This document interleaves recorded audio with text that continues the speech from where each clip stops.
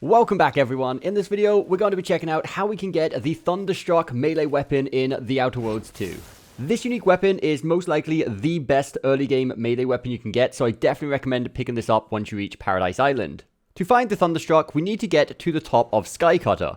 Now the Skycutter building can be found here at the northwestern part of Paradise Island. Once we're inside, in the very first room, we're going to notice a locked door. We can find the entrance key by looting the corpse down by the workbench in the same room.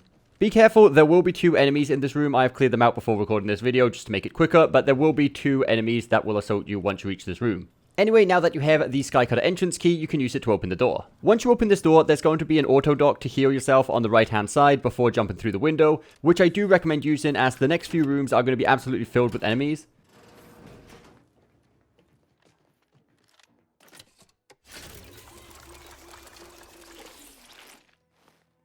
Once you've healed yourself, jump through the broken window, and if your only objective is to get to the top just to get the Thunderstruck melee weapon, you can ignore pretty much everything on the first few floors and simply use the route we're taking here in the gameplay to climb all the way to the top. Now for the purpose of this video, we are ignoring all of the enemies and we're simply running to the top to show you guys the route of how to get to the top floor. Though in your own playthrough, I do recommend defeating all of your enemies on the way up to the top floor, not only for the obvious XP reasons, but also once you get to the top, you are going to need to interact with a terminal, and if when you reach there you still have these enemies targeting you, it won't let you interact with the terminal, so once you reach the top, you may have to actually come back down and defeat them if you don't do it on the way up.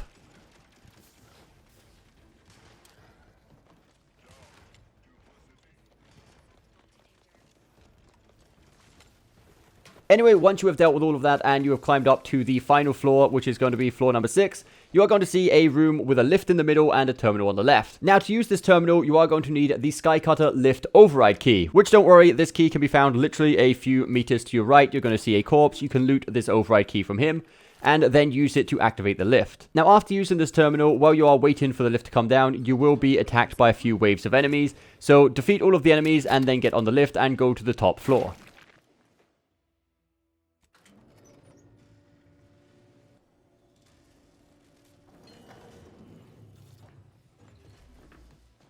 Once you're on the top floor, simply exit outside and you'll now be on the roof. As soon as you exit out onto the roof, you'll actually be able to see the Thunderstruck lodged into this electric sort of wall, fence, whatever you want to call this, though you won't be able to grab it yet as you will be electrocuted. What you need to do is grab the control panel schematics from the corpse nearby and then use it to activate the device at the far end of the roof. This will disable the electrified wall where the Thunderstruck is lodged in and will allow us to simply go back and pick it up.